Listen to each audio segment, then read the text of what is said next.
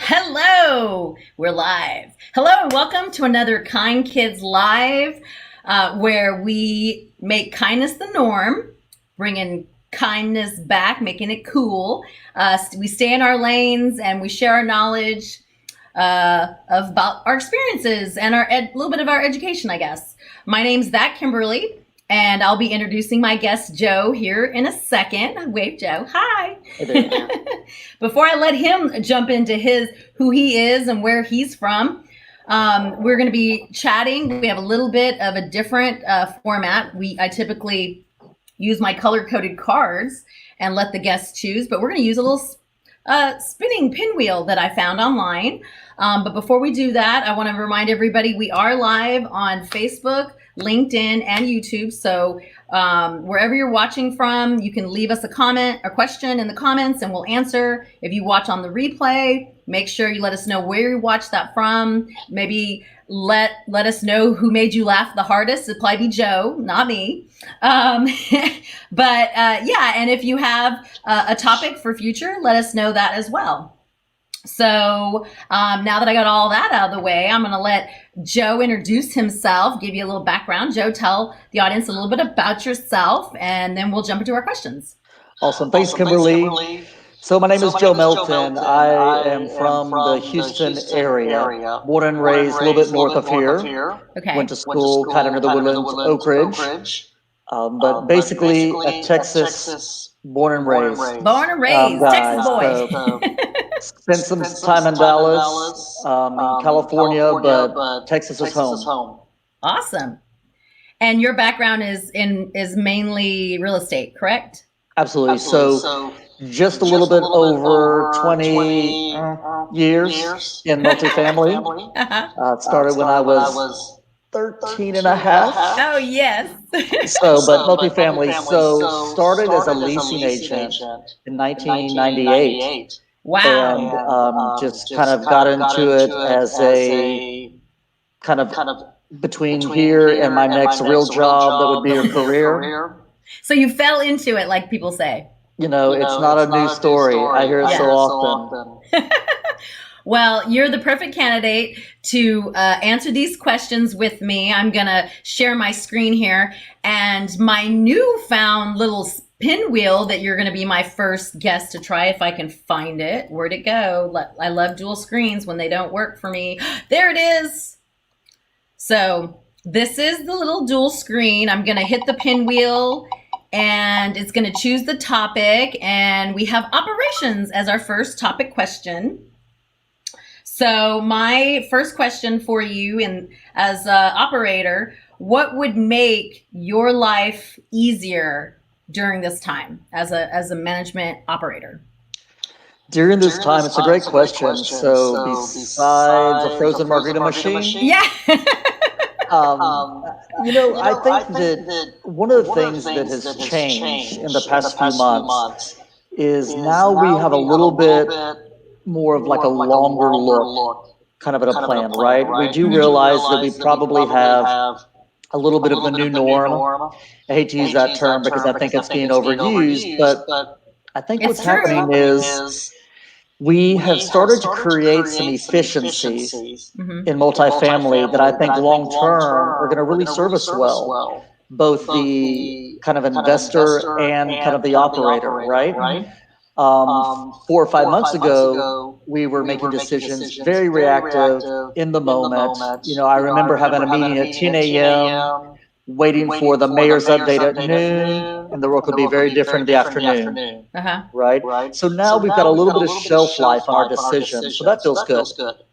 But it's challenging, and so I think that you need to have a team that's on board, that pivots, that's willing to ebb and flow, that understands that what we do every day is provide people homes. Yeah, that's the essential part of our business. So making your life easier in a sense of taking all those things into consideration, that you're having to manage not just your own people, but the people and in their homes. That's a huge task during this time. I think one of the things that really resonated with me a few months ago, one of our community managers in West Palm said this to me, and it was an aha moment for me. she said, Joe, things are changing so fast, but I'm really trying to keep an attitude of gratitude, right? So to understand, to be really gracious about the environment and operate kind of in this organized chaos. Yeah. Yeah. And kind, attitude of gratitude and being kind to people, understanding that everybody's going through something different every day. Well, our business, Kimberly, is all about service now. Yeah. I mean, it's important that we have kind of those normal rules right in place, policies. But I think that we just have to give people great service. Yeah, absolutely. Yeah. Well, what are you seeing your company during this time, how they hire new people? Like, are you seeing something different? What are you guys doing differently, I should ask? Yes, so I think that we're coming back from a hiring freeze. Okay. I saw the note that I'm echoing. Should I unplug my headphone? No, it's me. It's okay. Okay. All right. I think that coming off a hiring freeze, we're answering questions we've never answered before. Like having to make sure that we understand how we tell people how we handled the pandemic, how they were treated, how did they feel as an employee? Did they feel like they were being taken care of? Were they considered showing up to work every day, knowing that they were coming from who knows what? Yeah. Parents, someone who works for me, she became school teacher overnight. Wow. Yeah. So, she's like, she's on a Zoom and we've got two kids on either side of her. Congratulations. Yeah. So they're getting to do double the work while they do their day job, right? Well, and then also think about, I said that we were home for 2 weeks, right? Yeah, right. So the bar top was your workspace, right? And then it eventually turns into, well, where is my real workspace? What can I set up that's more permanent? So that had to happen. Absolutely. Everybody that I talked to on an ongoing basis, it seemed like their workspace either evolved or got a lot more organized, or from evolving from equipment to stands, chairs. I definitely got something that helped my wrists because nonstop in front of the computer is definitely became a quote unquote norm. Well, look, I'm going to tell a funny thing about me because you know me, I am who I am. But we were trying to figure out at home where I was going to work. And so we're really fortunate. One of our closets in our guest bedroom is really, really big. So we were able to retrofit that as a really nice workspace. So it actually really functions good and I get to actually lead work. Yeah. But here's the funny part. After 26 years, I'm back in the closet. I mean, this I'm dealing with. But it's such a well put together closet. I mean. That's awesome. Yes. Well, good for you for taking advantage of your space. That's awesome. Okay. So next question. Let's spin the spin wheel. We already went through operations. We're going to take a technology question. This one's kind of simple. What are you and your teams or you and your company using the most of nowadays? So I think the obvious answer as it relates to multifamily is virtual leasing options. So I've been talking to my team for a few months about what does your virtual front door look like, right? What is your virtual handshake? These first impressions are very much technology now. Yeah. Right? What do you mean when you say that? Virtual front door and virtual handshake for those? So your leasing office, we were closed for a while to the public. So your front door becomes digital. So it becomes your visibility online through every channel. Yeah. Being able to harness technology to do Zoom tours, to create videos, to share links. Yeah. So it's been really important. But then also, there's a great difference in being able to give a good handshake and then, as we're talking, virtually through technology, have that same experience. Yeah. Right? And wave or give some other sort of, facial gesture other than like looking off, right? Yeah, absolutely. And so I think it's important that you still make eye contact and that you do what's really hard to do, but people who are on the receiving end of it, they appreciate it is listen. It's the hardest thing to do is to listen, right? But when you're on the receiving end and somebody listening, it's amazing. Yeah. It's hard to do that in this environment. I'm not very good at it because I like to talk, but I'm getting better. Yeah. I take notes. I take a lot of notes. I do too. Well, and, there's some virtual Zoom and tour etiquette that should not be all of it is not important. Good lighting, your surroundings. We've all seen those funny things where people walk by and congratulations. So to be very well aware of that and understand that that's kind of your office and it represents who you are and what you're offering. Yeah, there was a commercial that I loved. I don't remember, but it was where this man is dancing in his underwear, thinking that he's not live on the Zoom, and his whole office is like, "We can see you," and he's all down and out. It was so cute. So I'm sure there have been many of those instances for everyone.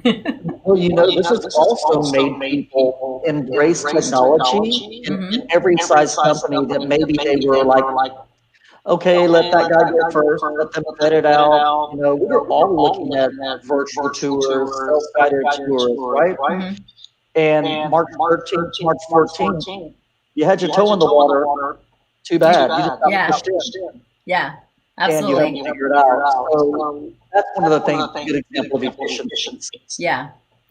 And because social media platforms are so accessible now, there's really not an excuse. Like and your phone, everybody's phone, I think my brother had the last iPhone 2 before he destroyed it and was made to get a new one or something. But for most people, they have the latest, not the 11 or but even the 8 is good. Whatever version of your phone, whether it's iPhone or Android, they've gotten so much better in the last 2 years. Like, game on for everyone. Absolutely. So, technology is non-negotiable. Yeah. And I think when it comes to that's about hiring, but I think it's something, even down to your service team, there's an expectation that they're going to have be tech savvy. And I think when they're not hearing you talk about it, probably not a great thing for a hiring company. Yeah. Talk about technology and talk about training as it relates to technology. So someone who doesn't knows their sport, just not bringing it up, big miss as an employer. Yeah, absolutely. Because they're gonna, if you're not gonna, you need to know how much you have to teach them or what they can teach you too. That's another thing that I feel will help the collaborative side of both of what COVID has done for us as a society. Let's collaborate to figure out how to better communicate and expand our technology, as a company. Yeah, and one of the things that I talk about is integration. And so anything that doesn't integrate into the platform when we're capturing opportunity, right? Yeah. It almost doesn't work for us. And we talk about AI, right? Well, I love the idea of artificial intelligence, but if you can't get that opportunity to talk to your platform, to me, it's artificial information. Yeah. You don't get it. Yeah. Right? Yeah, absolutely. 100%. It makes a lot of sense. And if people aren't trying to, there's a widget that is like for the consumer or, enterprise world, if you will, corporate America, that called Zapier. And it helps two platforms speak together on the non-techie level, right? Is the best way I can explain it. If you don't have somebody that's super techie, it's supposed to make your life. So it helps a CRM talk to a time management system. It's supposed to. I haven't, tried it yet, but a lot of people have been talking about it in the tech space. So, well, the one thing that we don't need anybody is more dashboards. Yeah. Right? To log into. So who needs another dashboard? Right, Deborah says, "Hey, y'all." Hey, Deborah. Hi, Brian. Thanks for joining us. Okay, so our next question will hit on the wheel. Isn't this a cute little? You can actually put this on your website, apparently. Well, we got to hit again because we already had technology. So let's see if it will spin past. Nope. Darn it. I might just throw it out the window and say it's going to be social media. Oh, yay! Second time's a charm. Okay, so on as it relates to social media, my first question is, when did you join Facebook, the Facebook, as some people say? Oh, Lord. I've been on Facebook for a while. I think as it relates to multifamily and professionally, it's been something that I was probably late to the game. I think people were doing it a lot before, but maybe 12 years or so, maybe 10 or 11 years. But been part of the social media kind of space for a while. I still know and can log into MySpace. That's Not awesome. That I would. I can go there and get old pictures.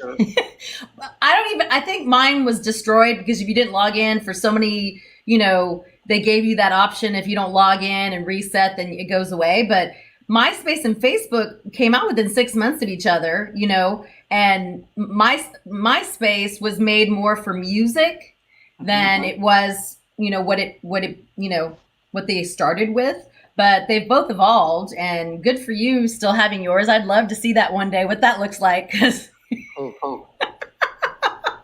think of one over before I just open it up for you. Darn. When did you jump on the bandwagon for your communities to be on Facebook or any social media now? Yeah, so social media at the Morgan Group is part of what we do every day. I've just celebrated 6.5 years with the Morgan Group. Congratulations. Thanks. Social media has been part of our platform for most of that time.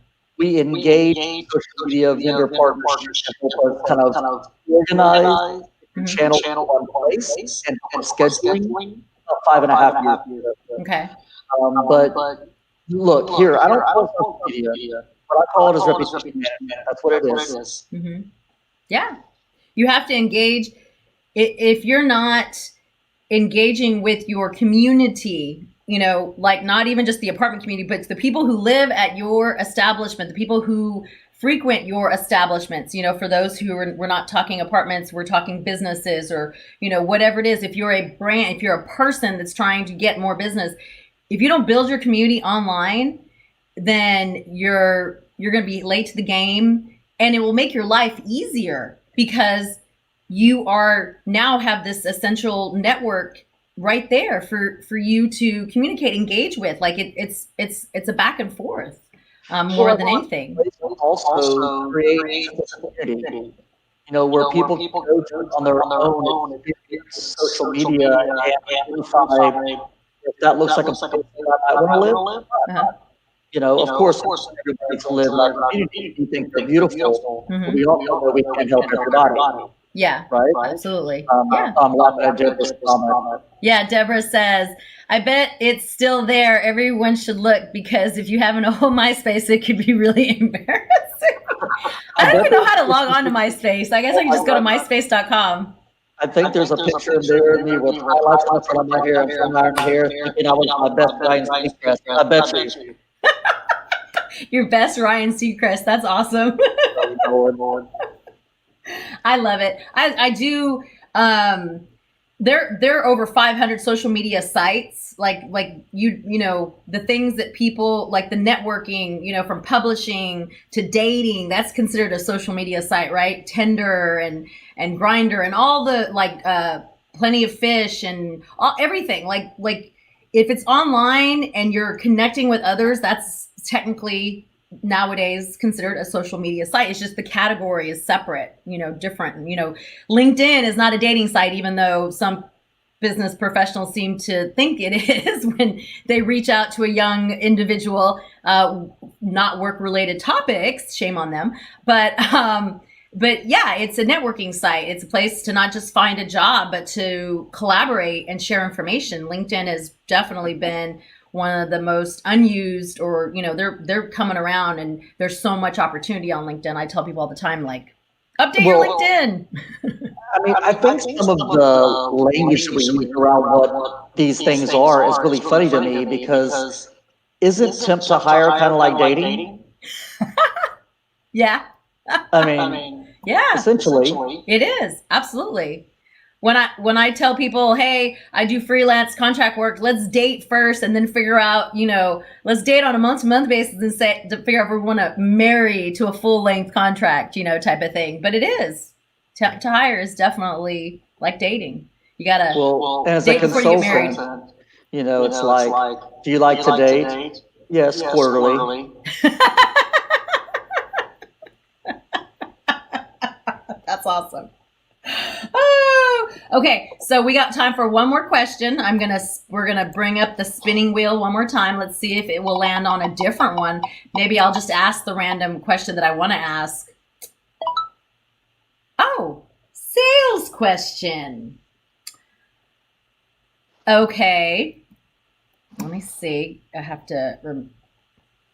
Okay, so as it relates to sales, I know you talked about your, virtual office, virtual leasing office, but as it relates to sales, how are you all doing your outreach? So I think social media is huge. I think that we are making sure that links that we share out are very shareable.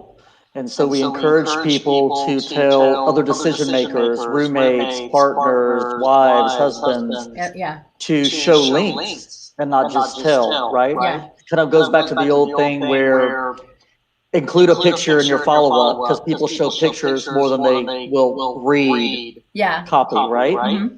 Same kind of thing. Yeah. And making sure that those links aren't broken, that they are truly going, like testing them. And I know people don't think it's that big of a deal, but it really is, because one character off, people are like, well, this is dead. Where am I going? And you don't really always have a second chance, to be able to make that impression or even to grab their attention a lot of times. Yeah, so we try to do something here at the Morgan Group that's called a visual audit. And so that's something you do 30 days, every 60 days, whatever it is for your company, but it's just a touch base on clicking everything, make sure it's still working. Yeah. Things have changed in the past 30 days with algorithms, with Facebook, or whatnot. So a visual audit, that's very smart. It's it's almost like cleaning out your closet, right? Absolutely. Maybe not yours. Yours is really big. But it also is kind of like to get a view of what people see. We recently had an opportunity to have a new community come into our portfolio. And excuse me, although when you go to the community, it's really great. Online, visually, it did not best represent what they had to offer, right? But that's a different point of view. So kind of always that virtual kind of view is really important to continue to look at. Yeah, 100%. Well, I know that everybody is stepping up their game. I actually just moved to Houston and I got to go see your all's beautiful Memorial City. I mean, you guys have expanded. I know you guys started that project first, but all the shops that are out there, all the progress, like a picture does not even do it justice. Like you cannot, there's so much opportunity as it relates to social media and doing live things from so many different places at, and I want to speak on a level where it would be helpful for everyone. You guys do produce beautiful product and have, where there's lots of shops, but if you don't have that opportunity, you can still do lives from your community and highlight, recipes and highlight your residents and highlight your employees as a culture, right? Do you guys, what along the lines, because I do see a lot of Morgan stuff. What has been your latest and most fun?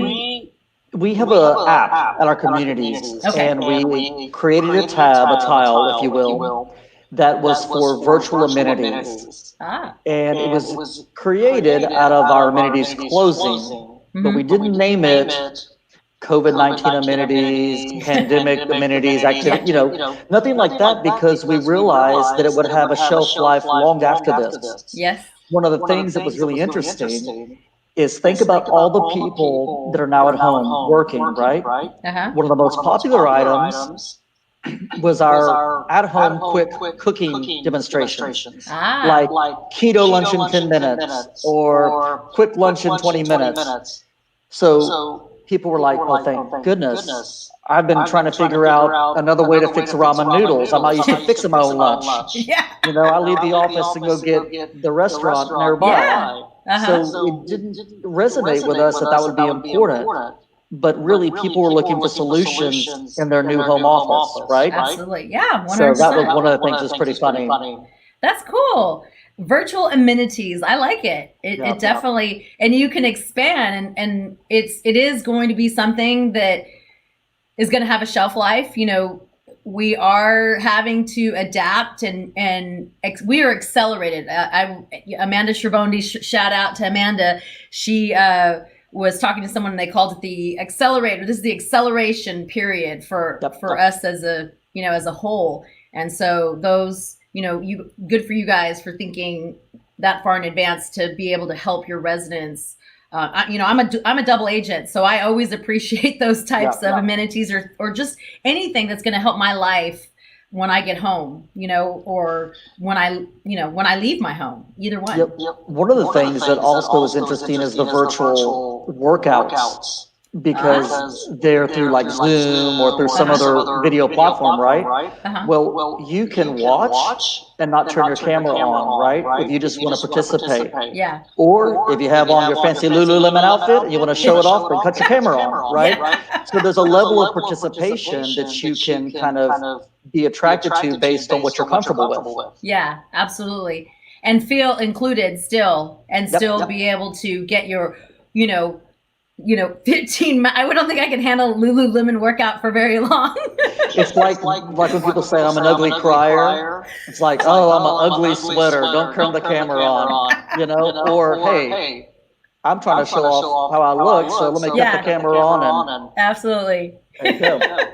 I don't know about you, but when I sweat, I turn red, every shade of red there's possible, and I look like I have just run, a 10-mile marathon when really I'd only worked out for, I've only run like around the block.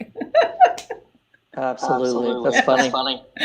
Well, that is pretty much our round table of questions. See, it was very easy. We will be able to expand on it. I'm glad you were game for the wheel, my artificial pinwheel that I found online, thanks to wheeldecide.com, just so you know, everybody. That was quite fun. And thank you. So thank you, Joe. Tell people how they can connect with you. Absolutely. So my email address is joem@morgangroup.com. Feel free to email me there. Or connect with you on the LinkedIn. Are you a LinkedIn user? I am. On the LinkedIn, yes. Awesome. Well, I thank you again, and thank you, Brian, Deborah, and all that joined us today, and anyone who watches on the replay, please put in where you watched us from and who made you laugh the hardest. I'm pretty sure it was Joe again. I'm just going to say. Once we get all our technical issues worked out, we get rolling really, really quickly. So thank you all, everyone. And remember, the goal for this is to share our knowledge, whatever that looks like, what our experiences are, and making kind a cool thing again. And so until next Friday, remember, sharing is caring. Bye, y'all. Thanks, Joe. Bye, guys. You're welcome.